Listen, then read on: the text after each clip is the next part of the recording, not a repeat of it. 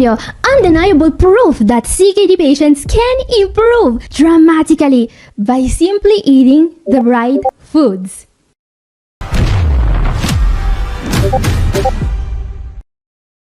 Catherine here, I'm a doctor of natural medicine, and today I want to prove just one thing. Any CKD patient can improve. Yes, even you, if they eat the foods that are right for their body and their stage of kidney disease. And I'm not just saying that. Today, I'll show you real-life cases of patients who beat every expectation and restored their kidney function with food alone.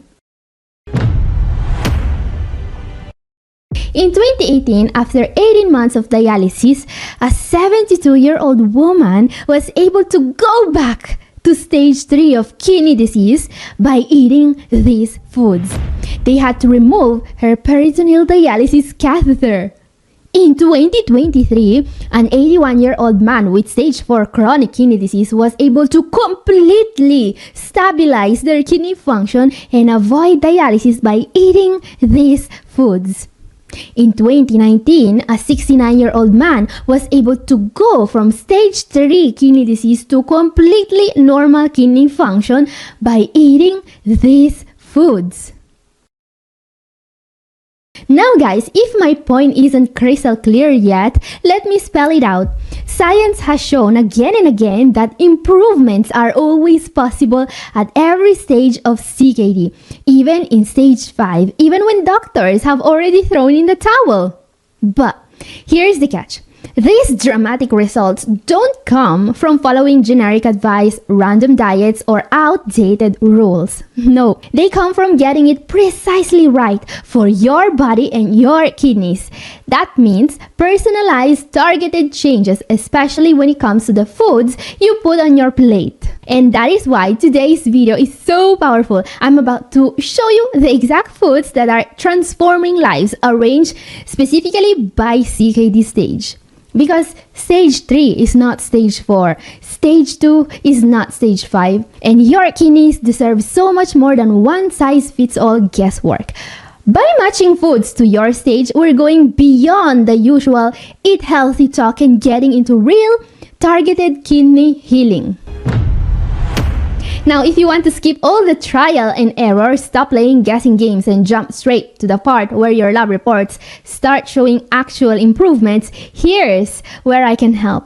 You see, reversing kidney disease isn't about luck or random advice. It's about pinpointing exactly what your kidneys need right now. And that's exactly what I offer. Fully personalized one-on-one consultations designed to get you results fast. And yeah, the diet is an incredibly important part of the treatment for CKD. I don't need to tell you how transformative it can be to follow a professional diet and treatment plan designed specifically for your symptoms, your lab reports, and your exact stages of CKD. This isn't theory. This is real world science backed by actual results from my own patients. So if you're ready to stop hoping and start seeing real improvements, send me an email at catherine@newhopeforkidneypatients.com or click the link in the description below. Your kidneys will thank you later. I guarantee it. Back to the video now. Let's see immediately which foods will help stage 2 and 3 CKD patients. Because in these early stages, the main goal is simple. Stop what's causing the damage.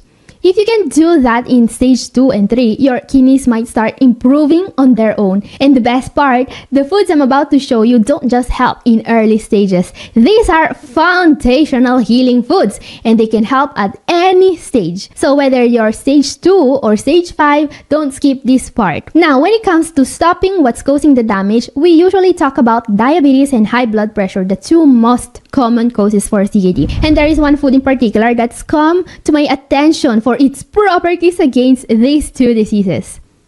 Let's talk about fenugreek, a small seed typical of Indian cuisine with some incredible properties. This small seed boasts a ton of health benefits, including the ability to reduce inflammation, control cholesterol levels, reduce heartburn, and some studies also hint that this small seed can do more for your love life than your dating apps.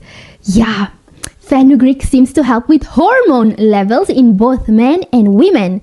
But more interestingly for us, it has been the protagonist recently of a meta-analysis of randomized controlled trials.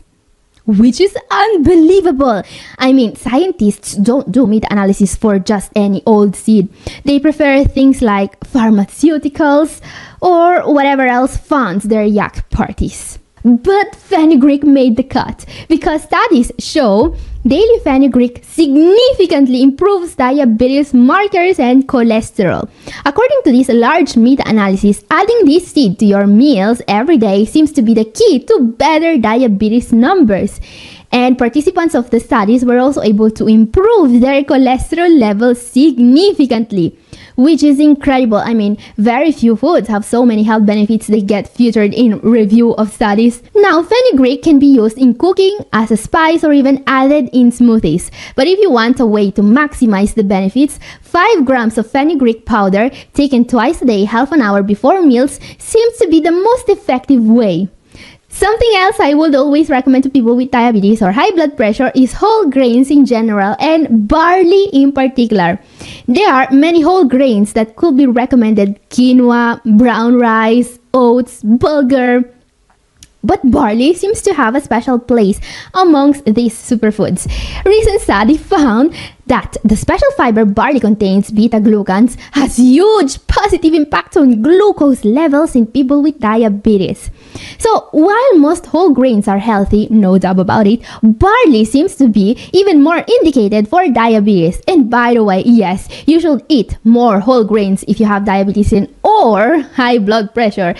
Science is very clear on that. More about this in a moment. Before that, I also want to share with you a breakthrough food item when it comes to controlling blood pressure. This study is so breakthrough, in fact, it's from the future. I kid you not, this will actually be published in the August 2025. I mean, are these researchers using a time machine now? Because what it says, or should I say what it is going to say? Anyway, the breakthrough is that if our goal is improving blood pressure, cardiovascular health, and antioxidant status, we should eat more strawberries. Alright? Yeah, strawberries are amazing. Even healthier than we thought. And I mean, I've been eating organic strawberries from my garden daily for a while now, which means they're in season right now.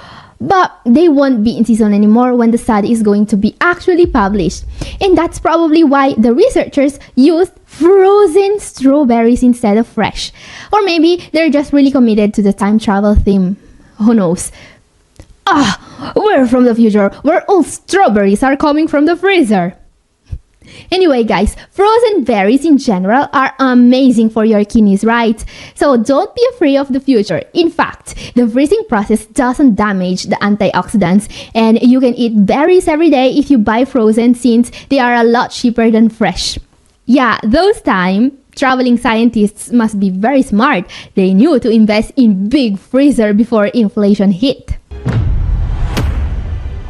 Anyway, I know what some of you may be thinking right now. I don't care what any time traveling scientist says. With diabetes, I'm supposed to count carbs, not to eat more of them. We have been told for ages to count every single gram of carb we eat and add them up and crunch those numbers and wait for our insulin to go up, to go down, up and down like a roller coaster. Whee! There it goes, my blood sugar. Hope I don't barf up my low-carb protein bar. Yeah, that's what you should do, not enjoying strawberries daily, right?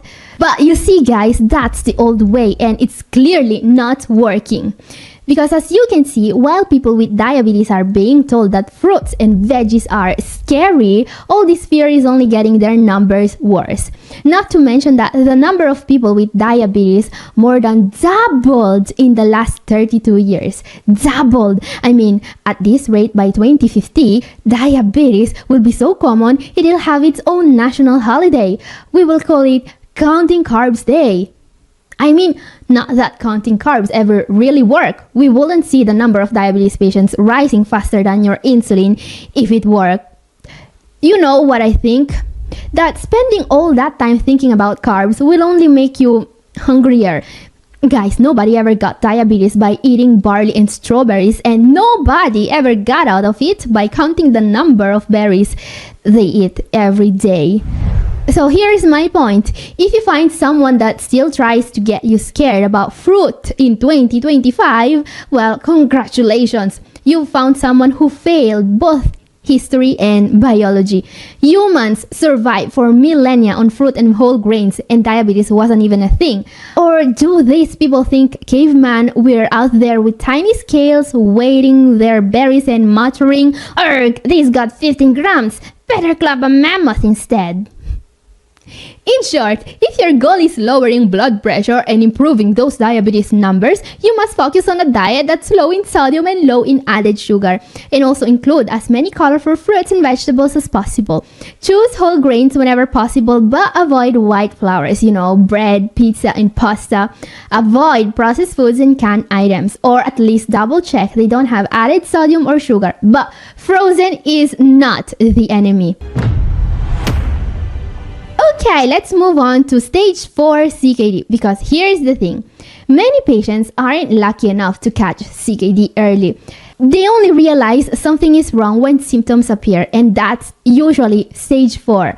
But you see, in stage 4, you also get something worse than symptoms: complications. Complications of CKD are, simply put, those conditions that are caused by CKD and that will your kidneys are beyond repair if we don't do something about them. So yeah, I don't know about you, but the first thing that comes to mind here is metabolic acidosis, or excess of acid in blood. But metabolic acidosis is a bit of an overachiever. It doesn't just damage your kidneys, it erodes your bones and eats your muscles away. And well, it greatly increases your chances of. This is why, if you have CKD, eating foods that decrease the amount of acid in your body instead of increasing it can literally save your life. So, question, what are the foods that actually remove acid? If your goal is protecting your kidneys from this dangerous acid, what you want to eat more of are, in general, fruit and veggies. Looking at this image, we can easily see that both fruit and veggies are on the right side of the chart. They can decrease the amount of acid your kidneys have to process, which is also known as potential renal acid load, or PRAL in short. So fruit and veggies are low PRAL. They protect your kidneys, while of course animal-based foods will add a ton of acid. Now vegetables, greens in particular, are on the very top here. Some of the most alkaline forming include spinach, kale, Brussels sprouts, fennel. But have you noticed how the most kidney protecting alkaline veggies are also high in potassium? Well, that's because potassium itself is very alkaline, and it may be a double-edged sword for some patients. But don't worry guys, I've just created for you a table with some of the best alkaline foods, those with the perfect PRAL to potassium ratio. Those with the perfect PRAL to potassium ratio. One example is kohlrabi. Yeah, I know you've probably never heard of it. I mean, it sounds like something a German engineer would name their pet rabbit. But trust me, this food is a real kidney saver.